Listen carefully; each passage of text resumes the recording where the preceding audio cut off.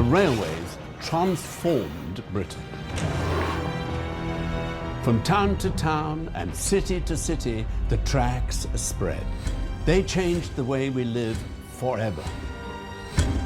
But there was a darker side to the advent of the railways. This technological revolution offered new opportunities for the oldest of crimes. In this series, we'll be investigating the most notorious murders ever to take place on the British railways. Stories of the men who killed, of the police who hunted them, and of the victims who were left behind.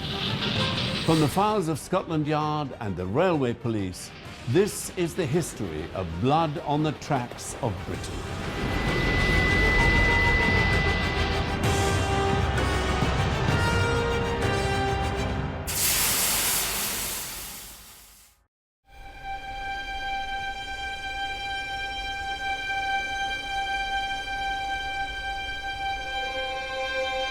The crowd had gathered early.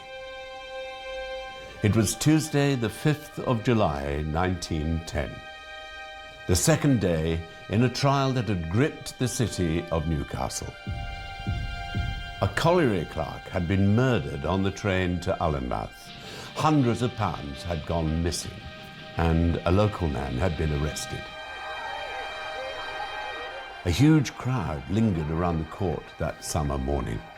A lucky few had seats in the public gallery, but the rest would have to wait for newspaper reports of the drama that was to unfold.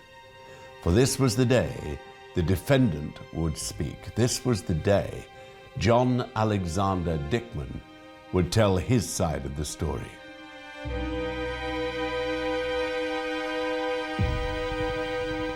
This was only the 6th murder in a railway carriage in the past half century, and it created very much a local sensation.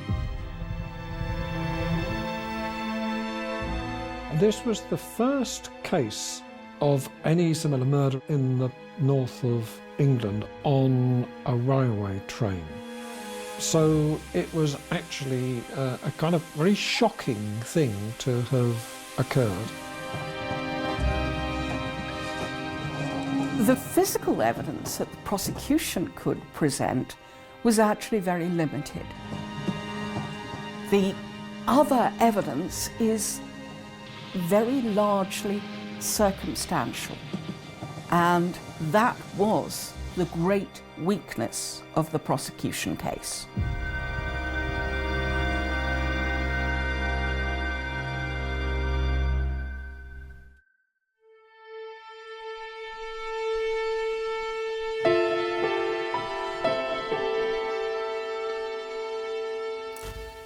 John Nisbet was 44 years old. Married with 2 children, he led a happy, comfortable life. He was clerk and bookkeeper at the Stobswood Colliery Company, where he'd worked for many years. He lived just on the outskirts of Newcastle, and he was a wages clerk. A lot of mines in Northumberland at the time, and his job involved making up the wages and paying the wages. John Nisbet was an ordinary man. He was trusted, he was liked, he was respected by his employers, he was approachable and cheerful. Nisbet lived at 180 Heaton Road with his wife Cicely and their 2 teenage daughters. On the morning of Friday the 18th of March 1910, he left home and headed for the office of the Stobswood Colliery Company on Quayside, the commercial heart of Newcastle. And there he was handed a cheque, £370, 9 shillings and 6pence, the wages for the pit at Widrington.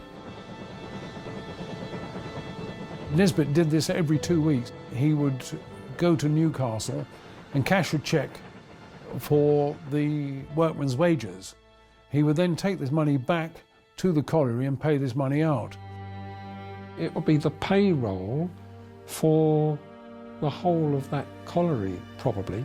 By today's standards, you'd think very poor security to just go on your own in a train with that amount of money with you.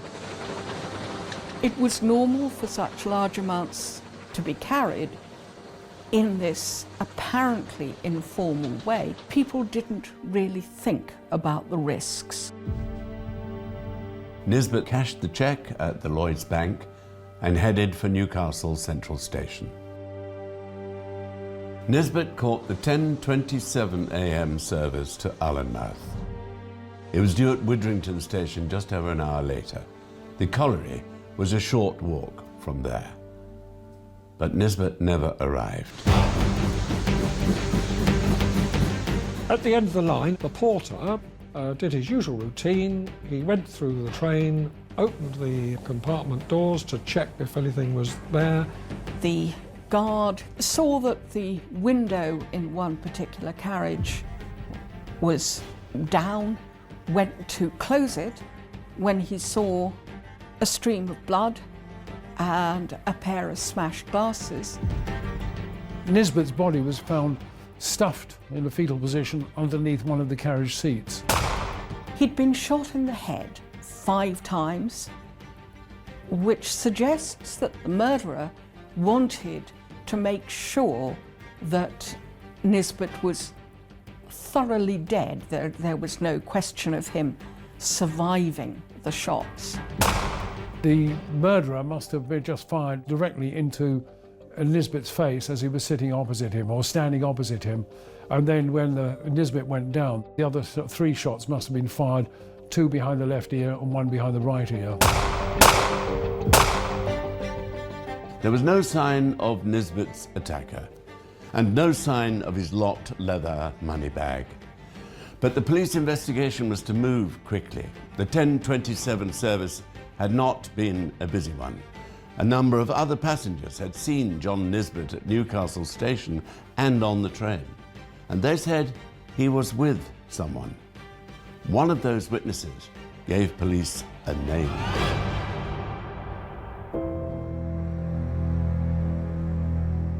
Three days after the murder, Detective Inspector Andrew Tate knocked on the door of number 1 Lily Avenue. John Alexander Dickman had a lot in common with the dead man. Like Nisbet, Dickman was in his mid-40s and had been a Newcastle man his whole life. He too was happily married with 2 children. He'd even worked for a coal mine in the past as well.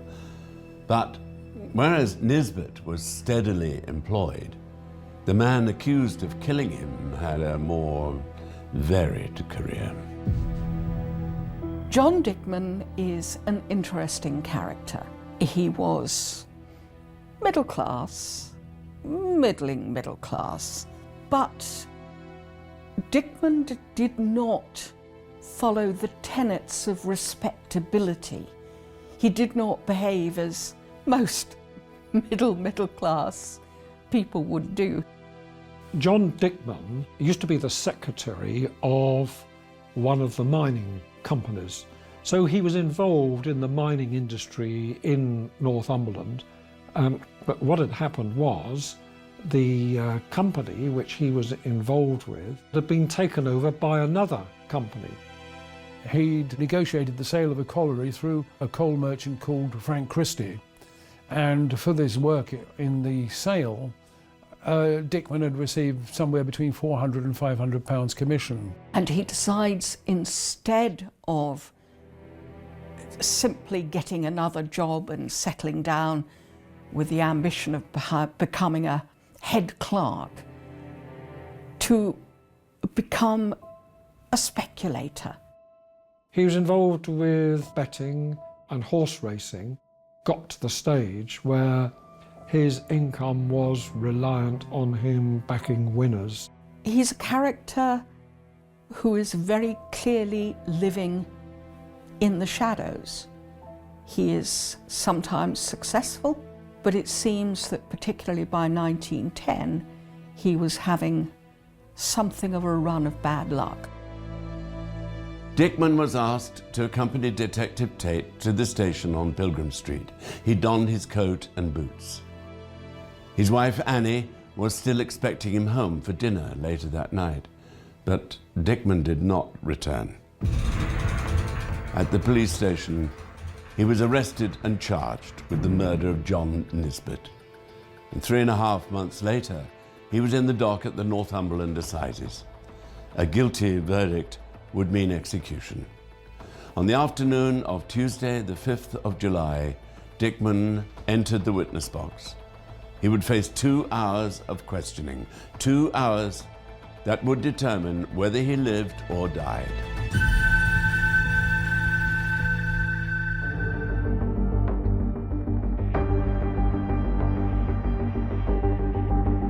In the summer of 1910, a murder trial dominated the newspapers in the northeast of England. A colliery clerk, John Nisbet, had been brutally murdered on a train. And another Newcastle man, John Alexander Dickman, was accused of the crime. Dickman's fate would be decided in a stuffy courtroom at Newcastle's Moot Hall. By the afternoon of Tuesday, the 5th of July, the prosecution had presented their evidence. With each witness, they'd pieced together the last movements of the 44-year-old victim, John Nisbet. Several men had spotted him at Newcastle Central Station. He was seen on the concourse, he was seen on platform 5, he was seen climbing on board the 10:27 train. Next to him, the whole time, was John Dickman. The prosecution's version of events was that Dickman had boarded the 10:27 train from Newcastle and got into the same compartment as Nisbet. There was a chain of different witnesses that would give partial evidence, and put together, it looked fairly clear that they had got into the same compartment. One witness, Charles Raven, agreed that while he had seen Dickman and Nisbet in close proximity, he couldn't be assured that they'd actually walked together onto the platform. But the crucial piece of evidence is the evidence of a local artist called Wilson Heppel. He had known Dickman for 20 years. This man, who was a keen observer, placed Dickman in the same carriage as Nisbet. Cicely Nisbet testified next. It was her habit to meet her husband's train at Heaton Station, the first stop on the line, and they would share a few words through the train window there, and perhaps Nisbet would even hand her his wages from the bag. Nisbet normally sat in a compartment at the rear of the train, but that morning was different. He was at the front, close to the engine, and he was not alone. Cicely could see that there was another man sitting with her husband. He had his collar turned up, she said, and his hat on. But she was certain the man was John Dickman. 2 clerks from another coal firm were also on the 10:27. Percival Hall and John Spink got off at Stannington, and from the platform they saw Nisbet still on the train. They knew the man and exchanged a brief greeting with him through the passing window. So Nisbet was alive when the train left Stannington. The next stop was Morpeth, just 6 minutes down the line. But at Morpeth, Nisbet's compartment appeared empty. There was a plate layer working on the railway who went past the compartment but didn't see anybody in that compartment at all. That was the reason he didn't get in. He didn't want to travel alone. He was clearly looking for company and so chose another carriage. It was only when the train reached Allenmouth, the final stop, that Nisbet's bloodied body was found. He'd been shot 5 times through the head and bundled beneath the seat. His gold-rimmed spectacles lay crushed on the floor beside him. Whoever murdered John Nisbet had struck in those few minutes between Stannington and Morpeth. And Morpeth was the station where John Dickman got off the train. There were other dimensions to the prosecution case. What they had, apart from Nisbet's murdered body, was some evidence on Dickman's clothing that there had been an attempt to remove stains. On his overcoat there was a large stain which had been cleaned by his wife and which the prosecution alleged was blood staining from the killing of Nisbet. Today, it may well have been found in the material, but in those days, in 1910, tests for human sort of blood were, well, they had been established, but they were in their infancy. The prosecution then moved on to motive. By the time of the murder, Dickman's bank account at the National Provincial was empty, as was another at Lloyd's. His wife banked with the Co-op and the post office, but there was not £5 between them. The Dickmans may have lived in a comfortable middle-class district, but their bank accounts told a different story. We know that he has very little in his own bank account. He's overdrawn. We know that his wife has a limited amount of money, but what we don't know, what there's no information about, is the shadier side of his dealings. Dickman's financial situation at the time of the murder was very dire. In October 1909, he'd gone to a money lender and borrowed £20 on a 3-month loan at the interest rate of 60% per annum. At the end of the 3-month period, he hadn't been able to repay the loan, and so he took out another 3-month loan for the same amount, but he still could not repay the loan. But the prosecution case had its flaws. The gun used in the attack was never identified or traced, so it was impossible to connect a weapon with Dickman. And the money hadn't been found either. Nisbet's bag had been recovered, found dumped at the bottom of a pit ventilation shaft, but it had been cut open. Just a few coins were left of the £370 it had contained. You can't prove that he was the one who put the cash bag down the Isabella shaft, having slit it open and taken the money out. The prosecution case was very much dependent on circumstantial evidence. There was lots of evidence on motive into Dickman's debts and his money, the fact that he needed money, and so on. But as the trial judge said, well, motive is not evidence that he actually committed the offence. The defence barrister, Edward Mitchell Innes, homed in on those gaps in the evidence. He picked at the uncertainties and contradictions of the prosecution witnesses. He quizzed Mrs. Nisbet's identification of the man with her husband.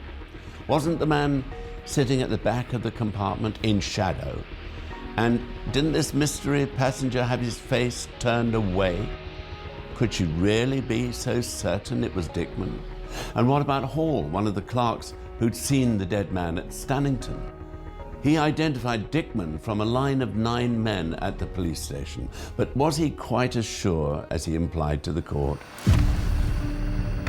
Hall cannot swear to Dickman's being the person he saw in the carriage with Nisbet. He says he is like him, but he does not want to swear. Although Raven, Hall and Wilson Heppel had all seen Nisbet and Dickman on the platform prior to getting on the train, they couldn't confirm that they had actually been together. The interesting thing is that the defence cannot do anything other than argue that there is not an accumulation of evidence that is sufficient to amount to a credible prosecution case. They dare not throw doubt upon the credibility of the prosecution witnesses, because once they do, they open Dickman up to being cross-examined. They do not want Dickman's dodgy dealings, his speculation, his gambling, all the unrespectable things that he's up to come out in any detail. So they have to rely on trying to say the whole thing is just so circumstantial, you can't possibly make a credible case. The prosecution had had their say. Now it was the turn of the defense. Mitchell Innes called just one witness. It was time for John Alexander Dickman to tell his story.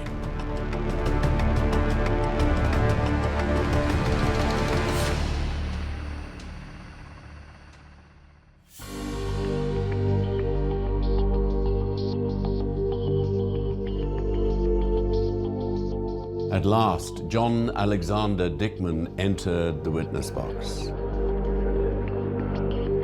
It was the afternoon of the second day in the trial, the moment the crowds inside and outside the court had been waiting for. This was a chance to impress his innocence on the jurors, to show he was an honest man who could never commit the terrible crime for which he stood accused. But any slip would be fatal.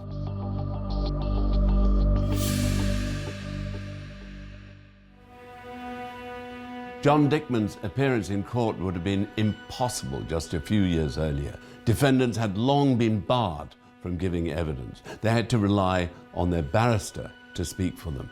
They were simply not allowed to tell their side of the story on oath and in their own words. That changed in 1898.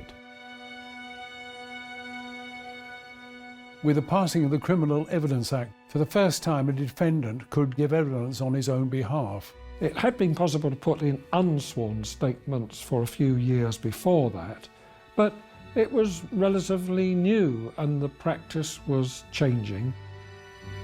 The defendant had had a voice, could respond to questions from the jury, from judges, but now it does set up a presumption that the prisoner would speak in his or her own defence.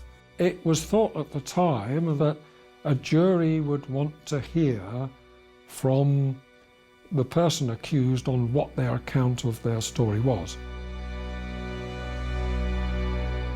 Not everyone was happy about the changes to the law. Some thought that allowing defendants to speak meant that they would be expected to explain themselves, that the burden of proof would pass from the prosecution to the defense.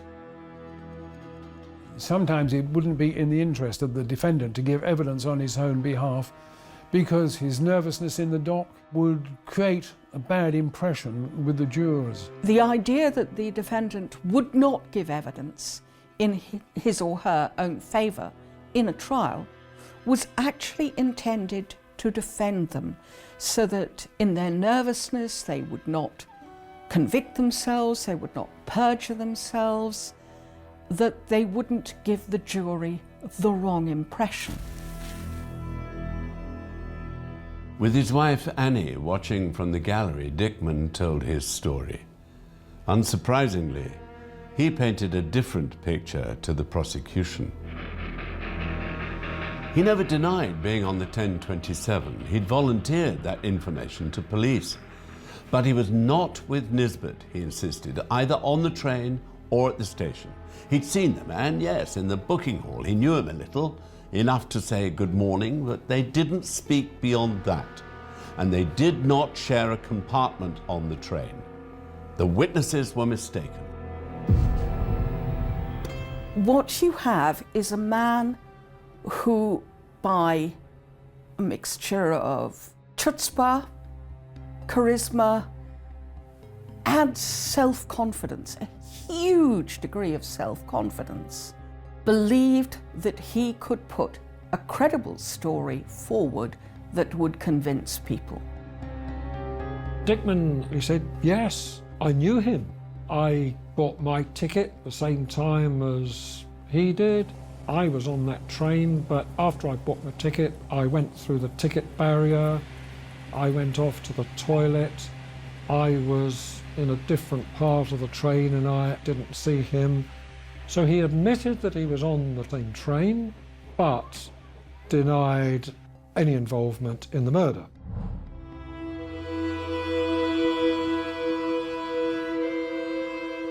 Dickman told the court that he'd taken the train to visit the Dovecot colliery near Stannington. He knew a man there and had business to discuss with him.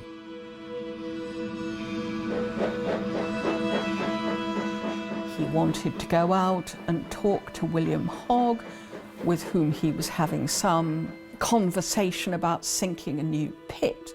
Hogg later denied this in court. He said that no such meeting had ever been arranged. He said no, he wasn't due to see me. He didn't come to see me on that day at all. But he had been exactly a fortnight beforehand. So Dickman had actually gone on that train exactly a fortnight before, when the wages were also in transit, as if it was some kind of dress rehearsal. Dickman did not claim that he had an appointment. He just indicated that he thought he would go out. He got on near the back of the 10:27 train.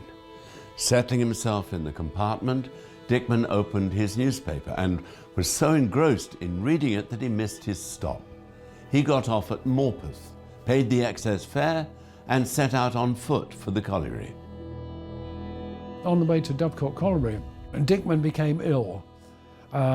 He complained, feeling very unwell, and lay down in a field for about half an hour.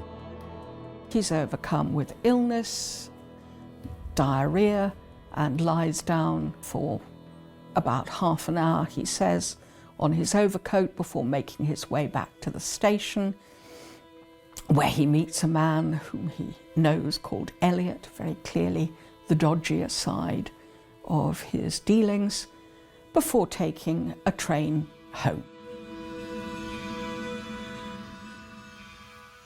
Piece by piece, Dickman rebutted the rest of the prosecution evidence. The incriminating gloves, they were too small. He hadn't worn them since Christmas.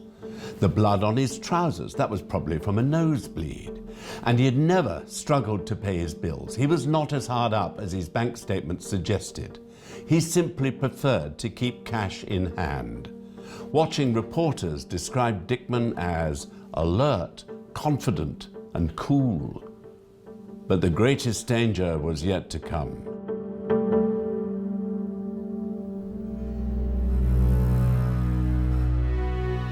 After Dickman's statement, the prosecution barrister Tyndall Atkinson stood to cross-examine him. He questioned the accused man on his relationship with the victim, and he pushed Dickman on his knowledge of collieries, of how wages were paid. After all, Dickman had once been a clerk in the exact same role as Nisbet. Dickman was forced to admit he did know more than he'd let on. He was beginning to look evasive. He had a ready answer for pretty well everything, but they were clearly answers that did not carry conviction. The more he was cross-examined, the more his accounts of having taken the journey for some particular reason to do with his business, which wasn't very clear and wasn't corroborated, didn't come over very well. His claim to have been so absorbed in the newspaper that he went past his station, his claims to have no knowledge of the Isabella pit,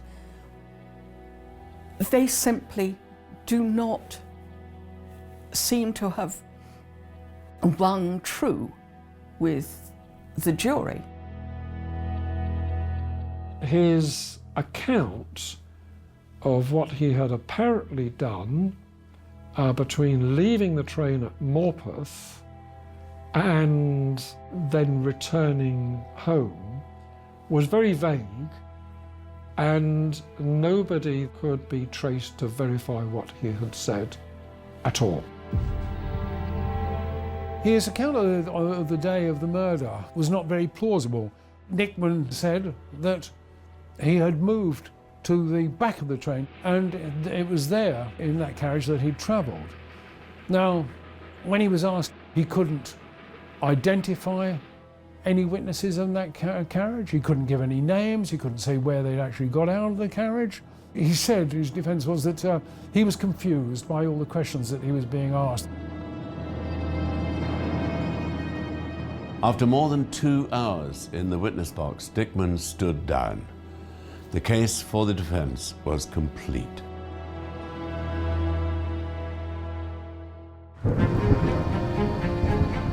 Early in the afternoon of the third day, the jury retired to consider their verdict.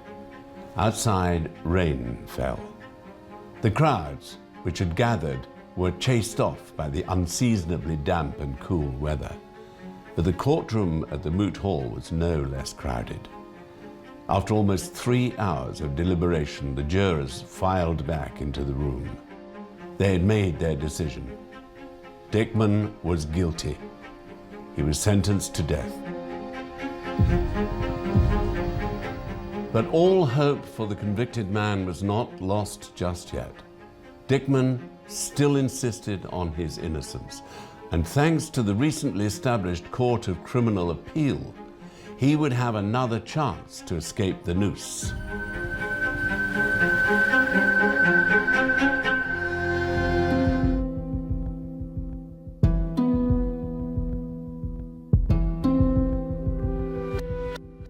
In July 1910, John Alexander Dickman was found guilty of the murder of John Nisbet.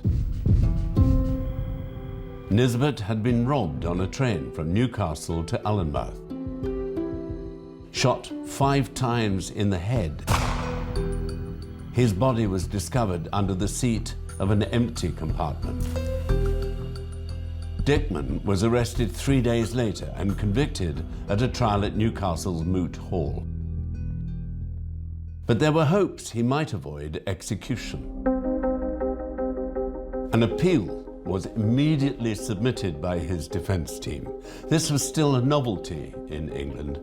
The Court of Criminal Appeal had only been established 3 years earlier in 1907. For the first time, it had given convicted prisoners like John Alexander Dickman the right to appeal. Before the Court of Criminal Appeal, right of appeal could be made directly to the Home Secretary. It was in his power to grant a pardon or reduce a sentence.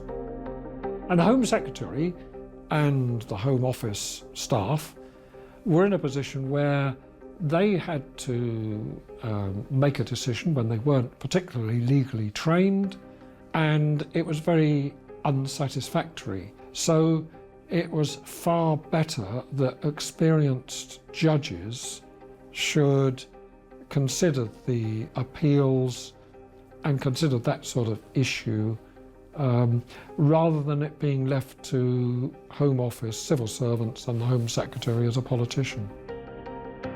Among Dickman's supporters, there was still hope. On average, more than 70 appeals a year were successful, with convictions quashed or sentences reduced.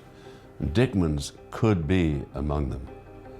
His appeal was heard in London on the 22nd of July 1910. 3 judges, including the Lord Chief Justice himself, would decide whether the conviction would stand. Dickman's appeal was based on the error made by prosecuting counsel. The controversial issue was the failure of Mrs. Dickman to go into the witness box and give evidence on her husband's behalf. A wife could give evidence at a trial, but she couldn't be compelled to do so. But when the prosecuting counsel was summing up to the jury, he actually mentioned that the jury hadn't had the benefit of hearing from Mrs. Dickman as a witness. The prosecution could not do this. They could not comment on the fact that she had not gone voluntarily into the box. That was absolutely forbidden by the law.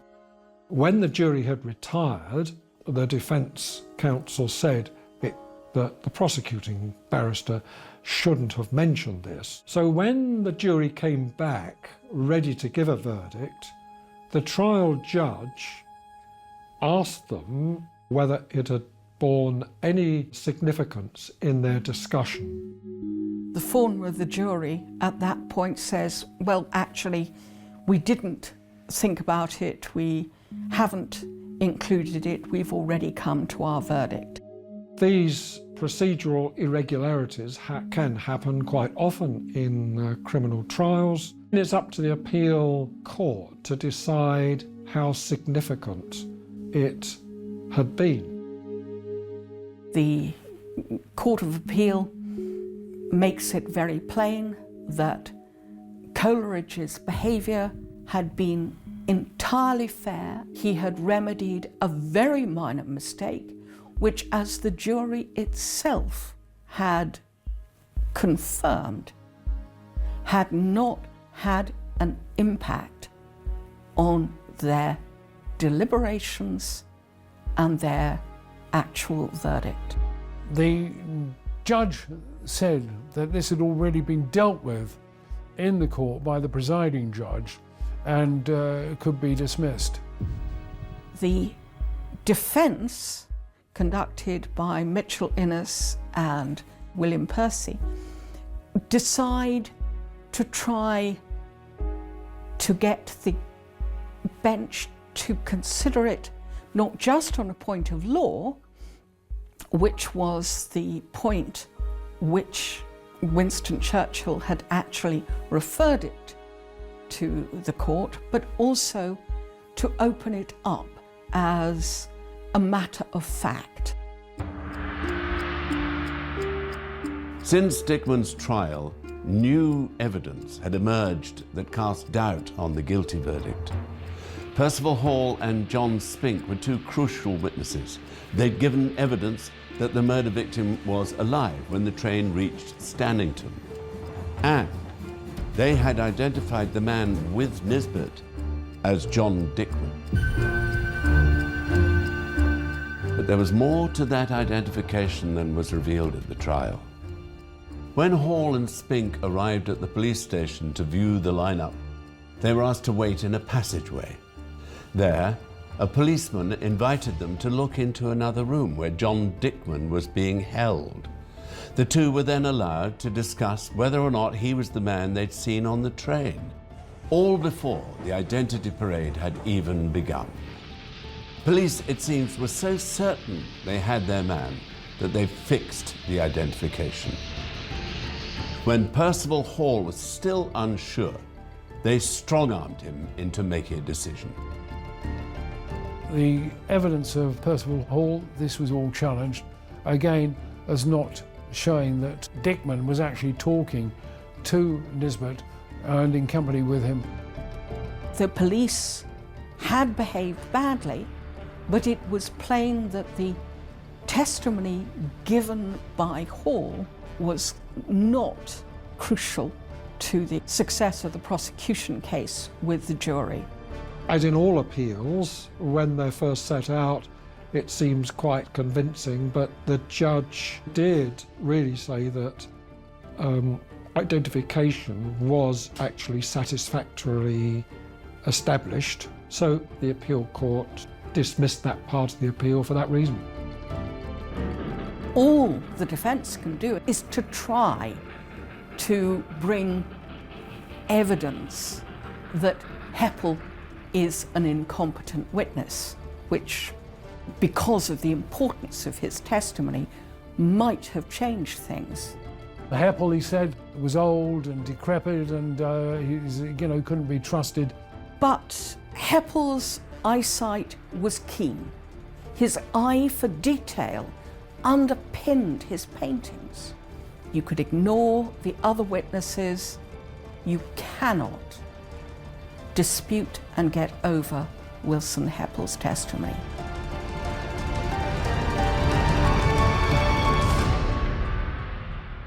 The appeal was rejected. A last-ditch plea to the Home Secretary followed, but that too was turned down.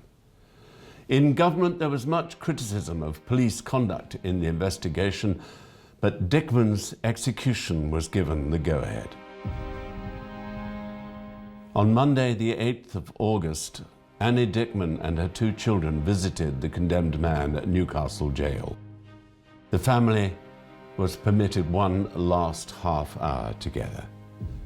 At the end of the allotted time, Dickman asked to kiss his wife and children goodbye. They wouldn't let him. The family could only wave as the guards took him away. The next morning at 8 o'clock, John Alexander Dickman was hanged.